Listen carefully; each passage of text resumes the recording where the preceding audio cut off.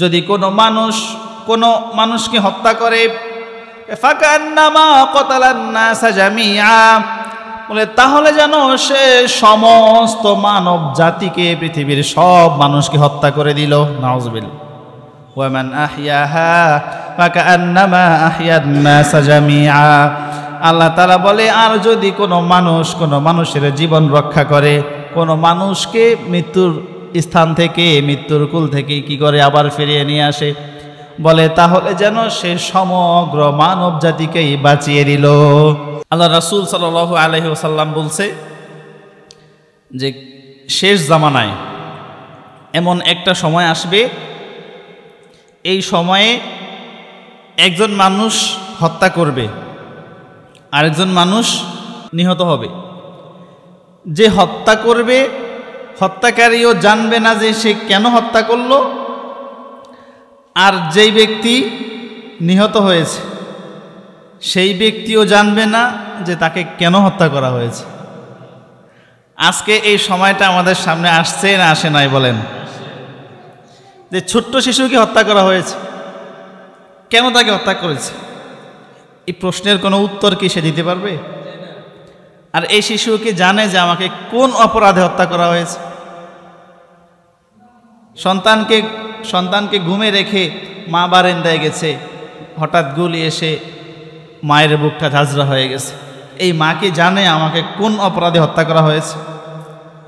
যে হত্যা করেছে সেও কি বলতে পারবে কেন, কি অপরাধে এই মহিলাকে হত্যা করা হয়েছে? যত মানুষের বুকে গুলি চালানো হয়েছে, এরা কেউ কি মৃত্যুযোগ্য অপরাধ করেছে? আল্লাহ রাসূল এই কথাটাই বলছে যে এমন একটা সময় আসবে যে নিহত ব্যক্তিও জানবে না সে কেন নিহত হলে, আর হত্যাকারীও জানবে না তাকে কেন হত্যা করা হলো। প্রিয় ভাইয়েরা, তো এটা হলো কিয়ামতের আলামত। এটা হলো কি কিয়ামতের আলামত। এই যে মন চায় হত্যা করে দিলাম, এই সমস্ত লোকদের জন্য অনেক ভয়াবহ পরিণামের কথা আল্লাহ তাআলা বলেছেন। দেখেন সূরাতুন নিসা এর 93 নম্বর আয়াত, আল্লাহ তাআলা কি বলে? وَمَن يَقْتُلْ مُؤْمِنًا مُتَعَمِّدًا فَجَزَاؤُهُ جَهَنَّمُ خَالِدًا فِيهَا وَغَضِبَ اللَّهُ عَلَيْهِ وَلَعَنَهُ وَأَعَدَّ لَهُ عَذَابًا عَظِيمًا। আল্লাহ তাআলা বলে, যেই ব্যক্তি কোনো মুমিন বান্দাকে ইচ্ছাকৃতভাবে কোনো অপরাধ ছাড়া, কোনো অন্যায় ছাড়া, অযথা অনর্থক ইচ্ছাকৃতভাবে হত্যা করবে, ফাজাযাউহু জাহান্নামু খালিদান ফিহা, আল্লাহ তাআলা বলে এই লোকের যে হত্যা করলো এই লোকের শাস্তি হলো চিরজীবন জাহান্নাম। বলেন নাউযুবিল্লাহ। তাহলে যেই লোক হত্যা করলো তার প্রতিদান, তার শাস্তি চিরজীবন জাহান্নাম। নাউযুবিল্লাহ। এতটুকু বলে শেষ করেন না, আল্লাহ আবার বলছেন ওয়াগদিবাল্লাহু আলাইহি, আল্লাহ তাআলা আবার শেষে গিয়ে বলে আল্লাহ তাআলা ওই বান্দার উপরে রাগান্বিত হয়ে যায়, তার চিরস্থায়ী জাহান্নাম। এইটুকু বলে শেষ করেন না, আবার বলে আল্লাহ তাআলা ওই বান্দার উপরে রাগান্বিত হয়ে যান, ওয়ালানাহু, এবং ওই বান্দাকে আল্লাহ লানত করেন। নাউযুবিল্লাহ বলেন। ওই বান্দারে আল্লাহ তাআলা আরো কি করেন? লানত করেন। ওয়া আ'আদ্দা লাহু আযাবান আযীমা, এবং তার জন্য কঠিন যন্ত্রণাদায়ক বিশাল বড় শাস্তির তার জন্য প্রস্তুত করে দেন। নাউযুবিল্লাহ। চিন্তা করেন তাহলে এরকম অনর্থক মানুষকে হত্যা করলে তার পরিণাম কি আল্লাহ তাআলা বলছে। সূরা মাইদা এর 32 নম্বর আয়াতে আবার বলে আল্লাহ, দেখেন أنه من قتل نفسا بغير نفس أو فساد في الأرض فكأنما قتل الناس جميعا ومن أحياها فكأنما أحيا الناس جميعا। আল্লাহ তাআলা বলে, কোনো মানুষ কোনো মানুষের হত্যার বিনিময়ে অথবা জমিনে ফাসাদ ফিতনা সৃষ্টি করার বিনিময় ছাড়া, অর্থাৎ কিসাস ছাড়া, যদি কোনো মানুষকে হত্যা করে, ফাকান্নামা কতালান নাসা জামিআ, বলে তাহলে যেন সে সমস্ত মানব জাতিকে, পৃথিবীর সব মানুষকে হত্যা করে দিল। নাউযুবিল্লাহ। ওয়া মান আহইয়াহা ফাকান্নামা আহইয়ান নাসা জামিআ। আল্লাহ তাআলা বলে, আর যদি কোনো মানুষের জীবন রক্ষা করে, কোনো মানুষকে মৃত্যুর স্থান থেকে, মৃত্যুর কুল থেকে কি করে আবার ফিরিয়ে নিয়ে আসে, বলে তাহলে যেন সে সমগ্র মানব জাতিকেই বাঁচিয়ে দিল। সুবহানাল্লাহ। চিন্তা করেন, তাহলে একজন মানুষকে হত্যা করা পুরা পৃথিবীর মানুষ সবাইকে হত্যা করার সমান। চিন্তা করেন তো।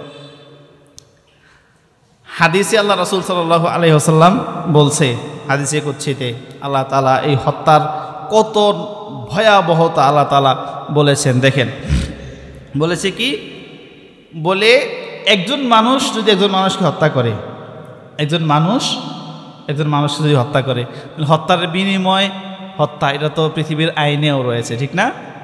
ইসলামের আইনেও কি এটা আছে। কিন্তু আল্লাহ তাআলা এটা যে কত নিরপরাধভাবে যদি হত্যা করে, এটা কত ভয়ঙ্কর, এটা কত বিপদ এবং এটা কত ভয়ঙ্কর ভয়াবহ পরিণাম, এটা বোঝানোর জন্য আল্লাহ তাআলা এভাবে বলছেন। আল্লাহ রাসূল হাদিসে এভাবে এটা বলেছেন কি, বলে যদি সারা পৃথিবীর সব মানুষ মিলে একজন মানুষকে হত্যা করেছে কয়জনকে? একজনকে। বলে এই একজন মানুষ হত্যা হওয়ার পিছনে যদি সারা পৃথিবীর সব মানুষদের হাত থাকে, আল্লাহ তাআলা এই একজন মানুষ নিহত হওয়ার জন্য, এই লোক নিহত হওয়ার জন্য আল্লাহ এই সব মানুষকে জাহান্নামে দিতে এক বিন্দুও চিন্তা করবেন না। সারা পৃথিবীর সবাই মিলে যদি হত্যা করে একজনকে, আল্লাহ রাসূল বলে যে এই পৃথিবীর সব মানুষকে একজন মানুষ হত্যার বিনিময়ে জাহান্নামে দিয়ে দিবে। চিন্তা করেন। আল্লাহ তাআলা বলে, যখন হত্যা বেড়ে যাবে তখন আমি পৃথিবী ধ্বংস করে দিব। হত্যা বাড়বে আর পৃথিবী কি হবে? ধ্বংস হবে। তো মনে করেন আমরা ধ্বংসের দিকে যাচ্ছি, আমরা ধ্বংসের দিকে কি করছি? যাচ্ছি।